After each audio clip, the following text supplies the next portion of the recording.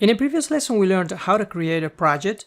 Let's create a new one so that we can create a project, we can create a script, and begin to take a look at some of the theory of C#. So you can go here, so click the arrow and select the latest version of Unity that you have, because all of the programming part that we're going to see can run in the latest Unity versions. So let's give it a name and let's call this project my first script. And it doesn't matter if it's 3D or 2D, because everything we're gonna see in this section is C# programming, okay?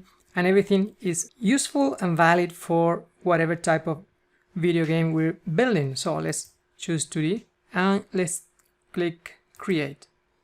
So here we are in Unity's interface.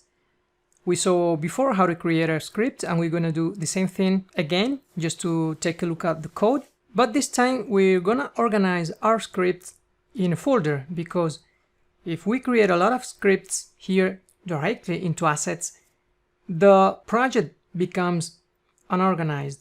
So let's create here in assets. You can see we have the project explorer. We can right click and create a folder, and let's call it scripts. And you can see here we have the breadcrumbs of our folder, asset scripts. You can see that here we have this tab that we've seen before, and next to project we have console. As I told you, if you want to have the same layout, you can click here in layout and then select default, or you can arrange your layout as you like. But as a programmer, I advise you to have this layout, because here you have the project. You can create different scripts, prefabs, scenes from this tab here, console, to see the script's output, and here we're gonna have the scene and the output of the game.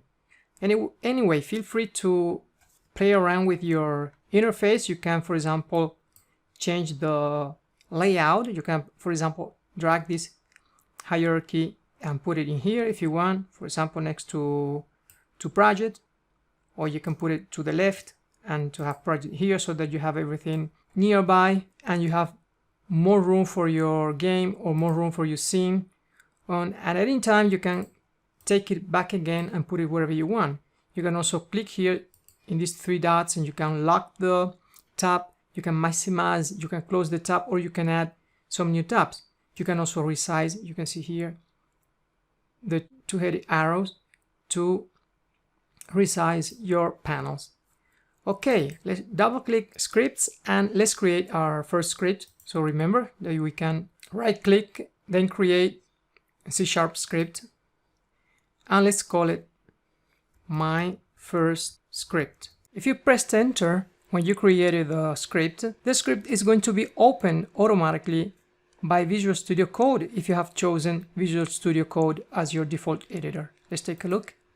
Remember that we go to edit preferences, or in Mac you can go to the Unity's icon and select preferences, and you can see here in external tools that I have Visual Studio Community 2019. If for some reason you have chosen before, you have chosen a different editor, for example Visual Studio Code, and you go back to Visual Studio Community and you see that the auto completion in C# doesn't work, just come back here and click regenerate project files, so that Unity, seeing that your editor is this one, it's going to regenerate the project so that it works correctly in C#. So let's close our preferences and let's double click to see our code. So here we have Visual Studio Code, here we have the start method, and just to verify that Visual Studio is working correctly, let's type debug, okay, and then dot, and it should autocomplete whatever you type. For example, if we type .log, you can see that we have this method here, and this is debug is an object and log is a method where we can log things to the console. For example, we can call here my first script. Like we've seen before, we did it with print. This time we're gonna do it with debug, just to verify that Visual Studio is auto-completing your code, okay? So remember that if we save, if we make any change here, we go back to Unity, the script is going to be reloaded and you're going to see the modifications here. Of course, as we saw before, everything that has to do with programming, we're gonna do it in C#. And everything that has to do with the interface and setting properties, we're gonna see it in Unity's editor. We can see here the thumbnail of our code. What we have written before, we see it here. But there's one thing that you have to take into consideration, that if you decide to change the name of the script, for example, if we wanted to call it my second script, you can see here from the code snippet here that the class name didn't change. So we have to do it manually. We have to open the code here, and where it says my first script, we have to give the same name as the file. Otherwise, it's not going to work in Unity when we run the code. A script by itself doesn't do anything. A script has to be bound to an object in order to run, in order to execute any task, in order to, for example, move a player or change some properties of our game. So let's go back to Unity and let's create an object so that we can bind the script to this object that we can call a GameObject. So here we are in Unity, and in order to create an object, we can click here in the menu GameObject and we can select Create Empty, or if we want to create a child of an existing object, we click Create an Empty Child. In this case, we can click Create Empty. And the same thing we can do it from here, from the hierarchy. We can right click and then create empty. Let's right click also and click rename. So we can rename it from here by right clicking and rename, or when it's like this, we can click it, then it's editable, then we can edit the name here, or we can click it here. On the right side, on the inspector, we can change the name from here also. So what is easier for you, you do it. Let's call it my first object. I showed you in the previous lesson how to bind a script to an object, and remember that we could click on the script name, hold your left button, and we could drag the script to the inspector. When the object is selected, remember you have to select the object to drag the script either to the inspector or to the same object. And you can see now when we release it, for example here, can't add script component my second script because the script class cannot be found. As I told you, the name of the file is my second script, but here the class name is my first script. So we have to change that. So we can come here to the editor and we can rename the class and call it my second script. We save. Now you can see here that the class has been renamed. So now we can drag our script. First, let's select our my first object. Let's drag the script.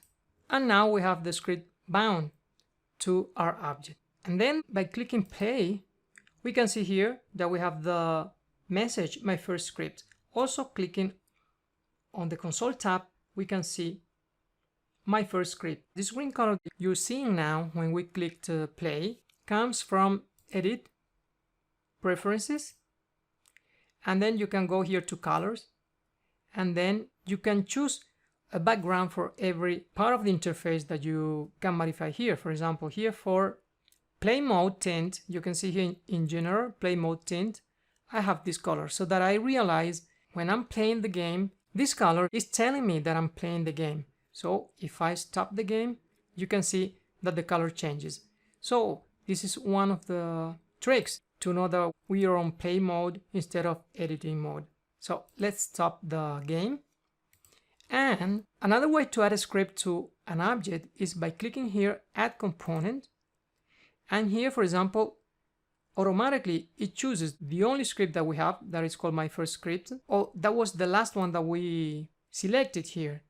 So we can come here and say, for example, call it Move Player.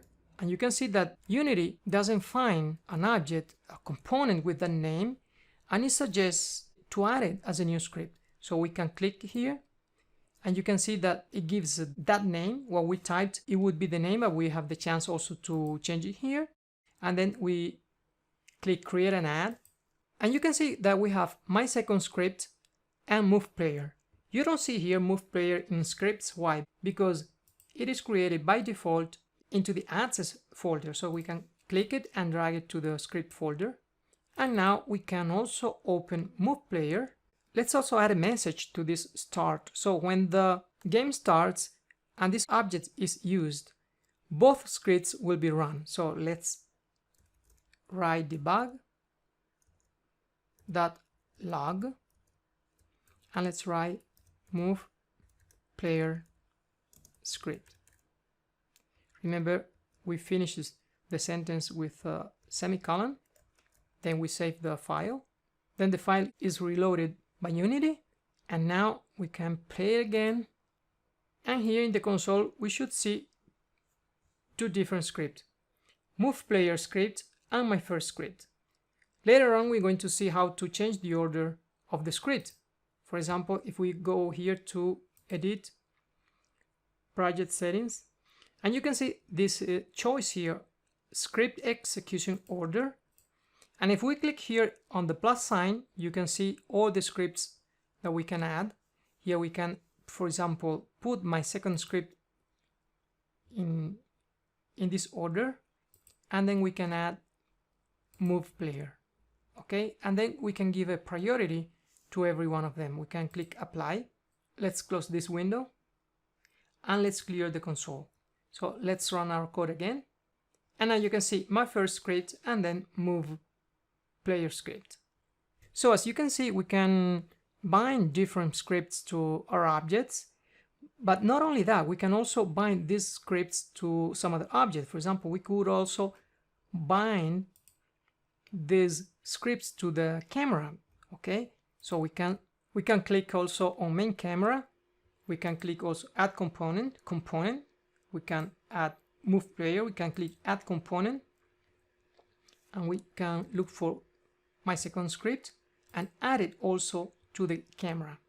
Let's go to console, let's clear, and let's click play.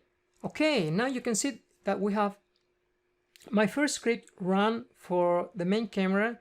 We have my first script run by my first object, and then we have move player script ran by main camera and move player script ran by my first object. So you can see that Unity created an instance of those scripts and bound those instances to main camera, my first object.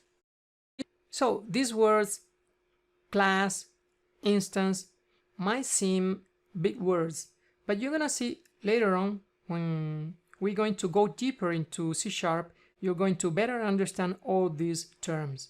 But for the time being, now you have an idea what an instance is, what a class is, and how we bind a script that it has a class inside to an object, and how Unity does. At least you have an idea of what's happening when we run the script and when we run the game.